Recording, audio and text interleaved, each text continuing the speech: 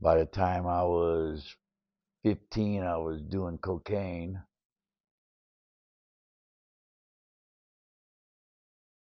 My name is Joey Braswell. At the moment, I'm living in Salinas and I'm 66 years old.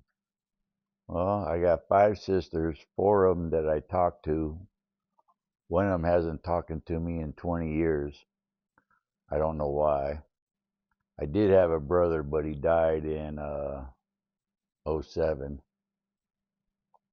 I'm pretty close with the sisters that I'm a do talk with.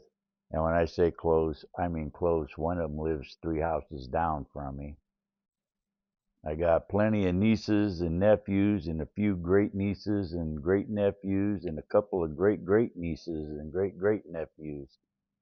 So, family has grown. I don't get a chance to see them all as often as I'd like to, but I see them as often as I can. I am a care deeply for them, and they care deeply for me. So I I grew up in South Monterey County in a little agricultural town called Greenfield. When I first lived there, it didn't even have a middle school or a high school or a stoplight or nothing. The population was like 5,000 and everybody knew everybody. So, you know, first jobs, I was working in the fields, and I started running off the rails there, because it was such a small town. They had to find something to entertain yourself with. Well, going back to when I was in grade school, as far as I know, I'm the only kid to ever get expelled from the grade school for an entire school year. And I had to go to St. John's Catholic School. Yeah, I fit in real well there. And the reason being was one day I snuck my 22 caliber starter's pistol to him at school. And just as recess was starting to let out, I put that pistol out the door and I just unloaded all 6 rounds. I had people diving everywhere. It was the funniest thing you ever wanted to see. The teachers and the principal didn't think it was funny, but I thought it was hilarious. Of course, my parents was called and my mom came up and my mom asked me if I did it and I says, "Nope, wasn't me." And then the principal played the video and you could clearly see it was me. So I said, "Yeah, it was me." So that was the end of that school year at Greenfield Unified Elementary School District. And next year I had to go to St. John's Catholic School in King City, run by nuns. The people that I called friends were, let's just say they ran on the wild side. So I got into a lot of fights over my sisters because that was my job. And when I wasn't working, I was running wild in the streets. That was back during the days to where curfew was when the street lights came on. If the street lights came on, you better be home.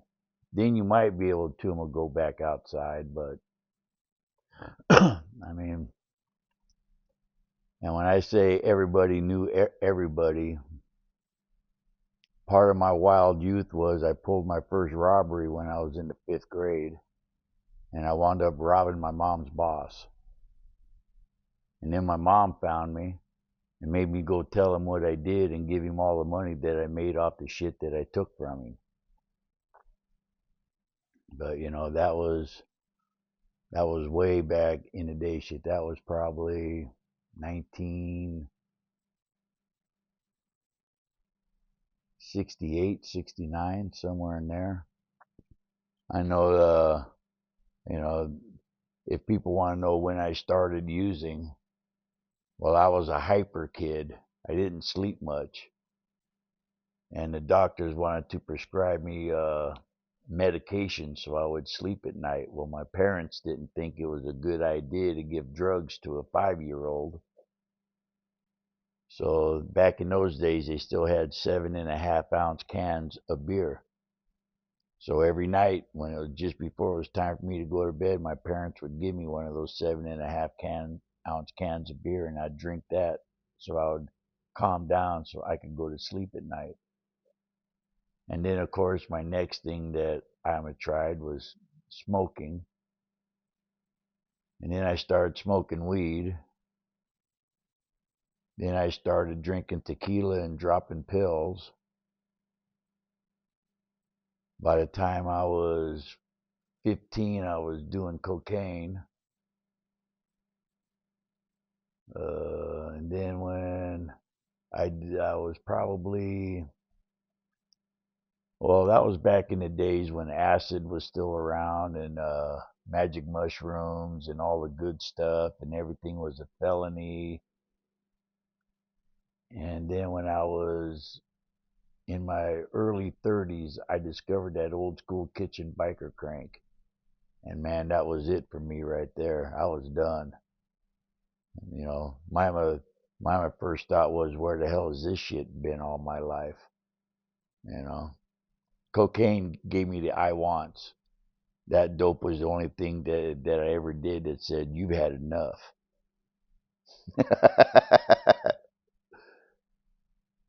You know, left the house when I was 17, joined the military, turned 18 in Okinawa. Now, anybody that's ever been in the service that's been in Okinawa, uh, when I was there in 78, there was 214 bars in a 1 square block radius just outside the gate. You didn't need a doctor's prescription to walk into a pharmacy to get drugs, and about every other bar was a whorehouse.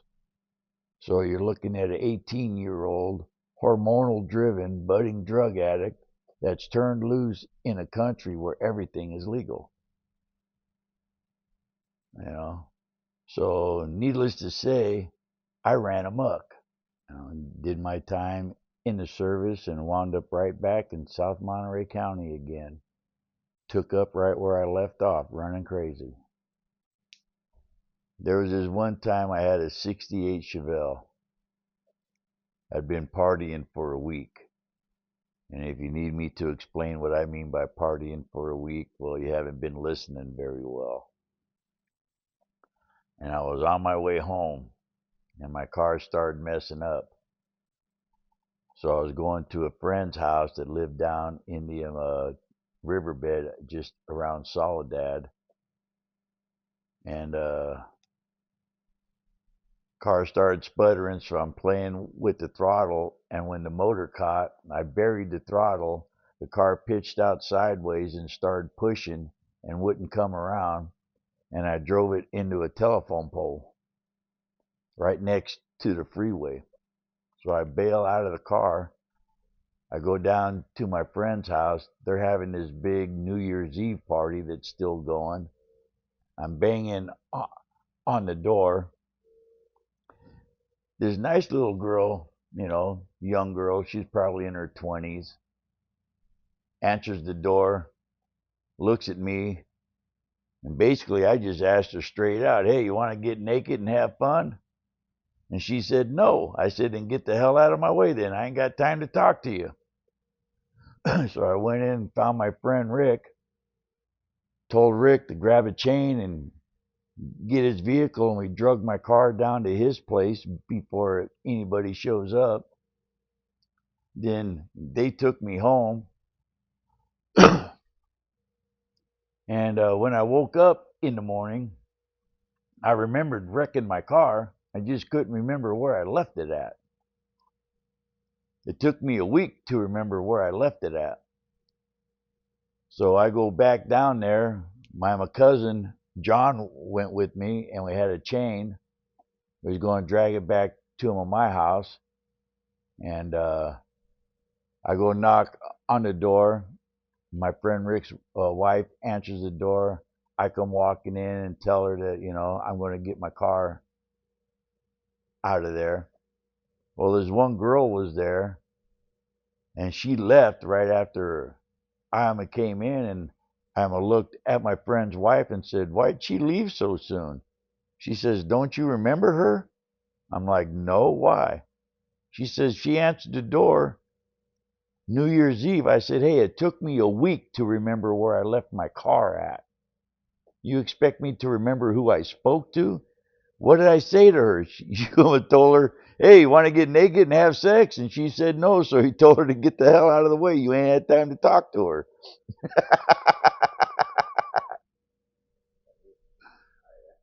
And for the next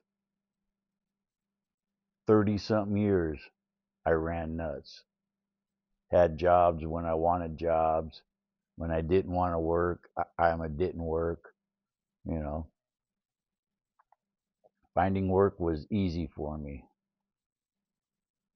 because I could do a little bit of everything. I've ran harvesters. I've harvested crops. I've been a maintenance mechanic at a food processing plant. I've operated a heavy equipment.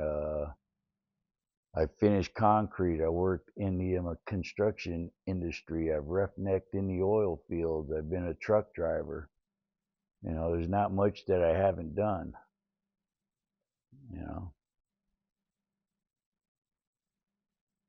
maybe that's why I'm so tore up these days. Well, like I said, when I got out of the service and I went back to Monterey County in the South County area, I I was still am a drug addict.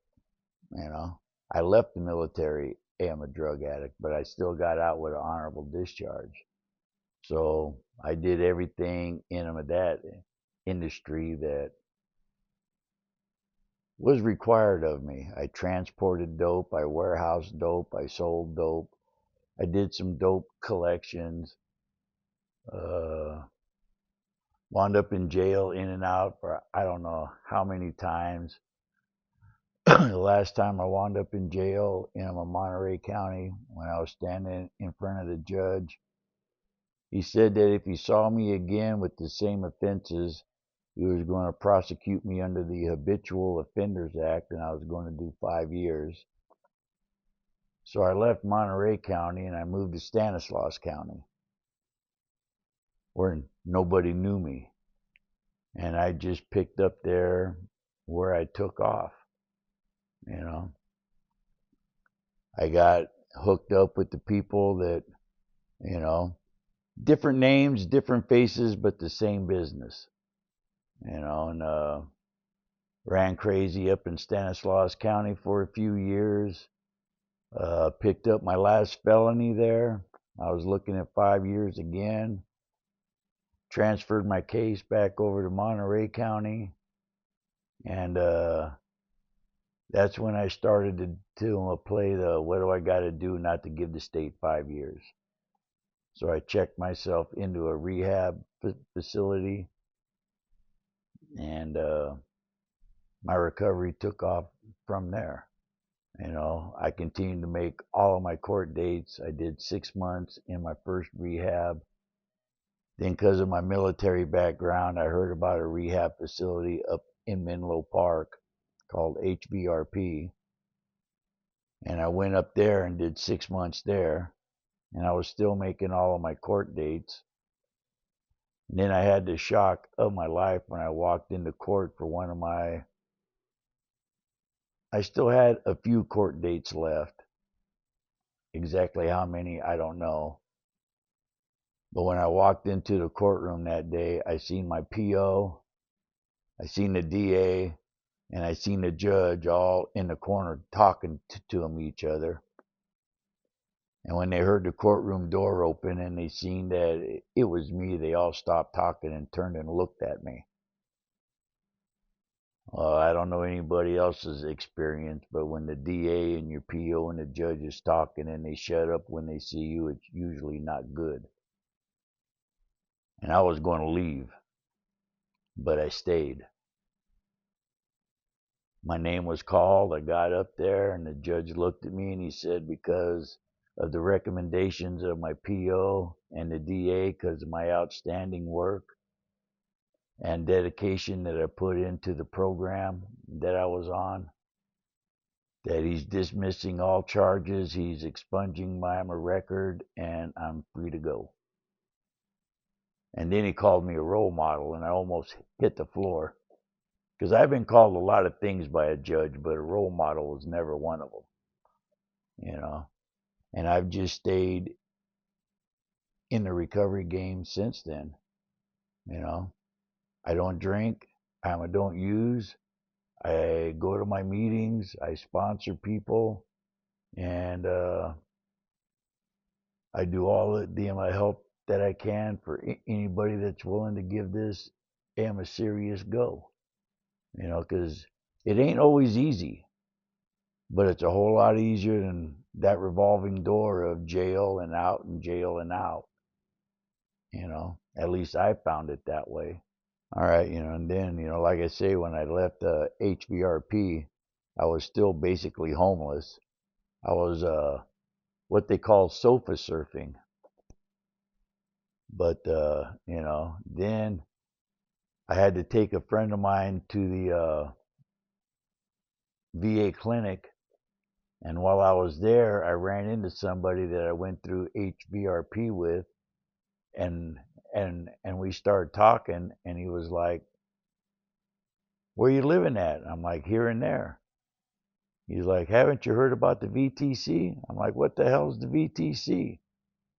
He says, "It's a Veterans Transition Center for homeless veterans. So it's a 2-year program, helps you get back on your feet, you know, and they offer other services there too." So I'm like, "Really? Well, where's this place at?" So I went and I filled out the paperwork.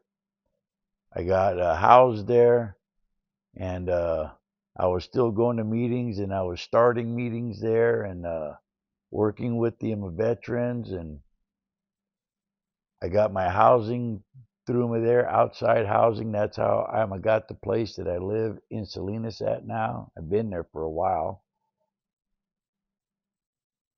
and every time VTC needed help doing something for my veterans, like doing a homeless veteran stand down or anything like that, I was there because they helped me when I needed help. So why shouldn't I reach out and help others when they might need help? You know, I continue to work with the VTC when they ask me. You know, they've kind of shifted gears, but they still do good work. You know, and I I continue to do everything that I did when I first started on this quest, and maybe that's what keeps me going. You know, I ain't rich, but I ain't broke. I got a couple nickels in my pocket, and things that I own, I actually own. You know, I I have a car that's in my name that's all one color. There ain't nothing stolen on it. I have a roof over my head that doesn't leak. I have a bed to sleep in. I have food in the cupboards. Might not always be what I want to eat, but I always got something to eat, you know. And if anybody's ever been hungry, they know what it's like, you know, to have something. I got something, you know. I'm surrounded by friends. I'm surrounded by family. I've made some outstanding friends since I've been going to meetings, and I ride with a bunch of people that are like brothers to me, you know. So overall, life is pretty good. There was like I said, I've been going to meetings and running meetings, and there was this one meeting that I used to go to all the time that my good friend Scott would show up to, and he'd roll up on his bike, and we started talking, and he was like one of those people that when you meet, you know is going to be like your best friend. You know, Scott was that. We got to know each other really well, started hanging out. Uh, he got me back on a Harley. 2 weeks later, of course, I bought one, and we rode everywhere together. Well, he was riding with this one club, and I started hanging around with him and coming to some of the club functions, and people in the club started knowing me, and I started knowing them. And my first ride actually with the club, we was leaving Callahan's there in Santa Cruz. I still have a picture of it on my phone when I was at the back of the pack, and let's just say Scott's exhaust was very, very loud. And I get lit up and I get pulled over because the cop thought it was my bike. So I'm standing there getting a ticket for modified exhaust and not having a driver's license in possession and stuff like that. And I'm laughing my ass off on the inside. On the outside, it ain't funny because that ticket cost me over $400. But that was basically my first ride with the club. And then one day, Scott was always talking about, man, it sure would be nice to be able to ride all the time with somebody that's in the club. You know, maybe I'll throw your name in the hat.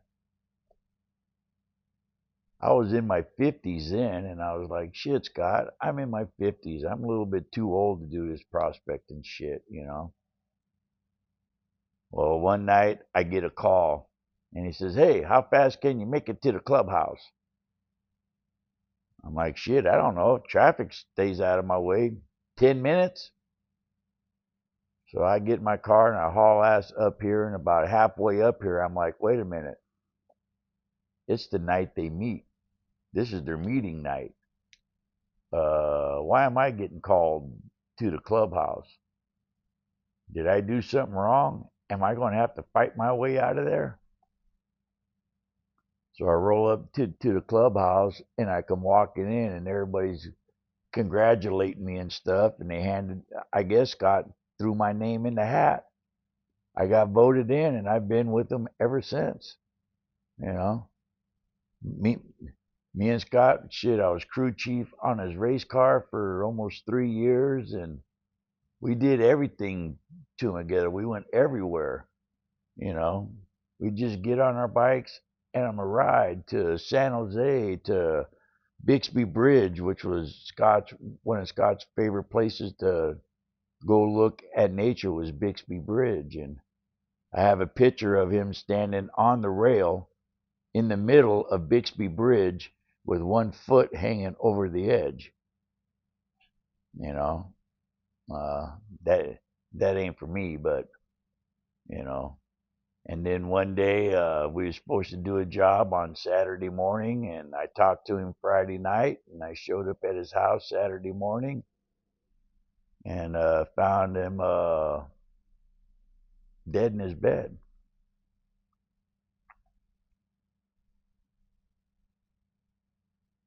So I did what was supposed to have been done. I made all the calls. I called his brother. I called his mother. I called his ex-wife. I called his daughters. I called the club. And then I stood around and waited for the circus. Well, as you all know, I've been talking to you about me being in recovery, and I was a drug addict for 40, over 40 years. And it does take a toll on your body. Since I've been clean, uh, I've broken my wrist. I've had a hernia operation. I've had 2 heart attacks, triple bypass open heart surgery, and 17 teeth pulled in one day because of all of my prior use and damage that I did to my body. My body just finally said, "Yeah, time for you to suffer some." You know, the broken wrist wasn't that bad. I mean, you can live with a broken wrist. The hernia was a pain in the ass, but that wasn't that bad either. But if you ever had your chest cracked open, They give you this little pillow to hug when they say when you have to cough. Well, I'll give you a piece of advice. Coughing ain't nothing. When you sneeze, it feels like you're gonna die. You'll experience sharp shooting pains like you ain't never had in your whole friggin' life. It'll take your breath away, you know. Sneezing is no fun. But yeah, I mean, so, my vision ain't that good no more, but I don't blame that on my prior drug use. I just blame that on getting old. But my heart, my teeth, my general health, you know, the cancer scare, well, the cancer that I had that I went through, all that I contribute to all those years that, I didn't really care. I didn't go see a doctor. I didn't care about doctors. I had other things to do. And then it just caught up to me and just started hitting me, shit. There for a few, I thought I was in the ring with, smoking Joe Frazier and Muhammad Ali. I was wondering where the next hit was going to come from. You know, oh, the VA. Oh, the VA is a fun organization to deal with. I can say this about the VA healthcare system. If it wasn't for the VA healthcare system, I probably wouldn't be sitting here doing this interview right now.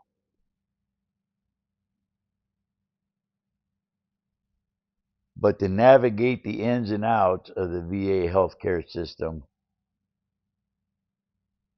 you have to have patience. You have to have tolerance. And you learn to develop, oh well, attitude. Because there's certain things that they want you to do in the order that they want you to do them in. And you're thinking to yourself, well, why the hell do I got to do it like that? Why can't I just do it this way? But you have to remember you're dealing with a government entity. And any government entity is run on bureaucracy and paperwork. And once you learn how to navigate the paperwork and the bureaucracy, you'll get along just fine. I'm still having troubles with that because I get things in the mail from them and I'm looking at it and reading it going, what the hell is this shit? Then I have to go to the business office. And there's this nice lady that I've developed this rapport with that I hand it to her and I says, can you explain this to me in language that an ordinary person can understand? And she'll sit there and read it and laugh and go, don't worry about this. It's just paperwork. They're just trying to let you know that they've done this and you're being scheduled for that.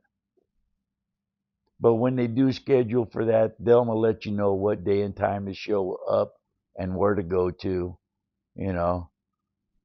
I said, so basically they're just killing trees because they have paperwork to fill out. Yeah. Okay.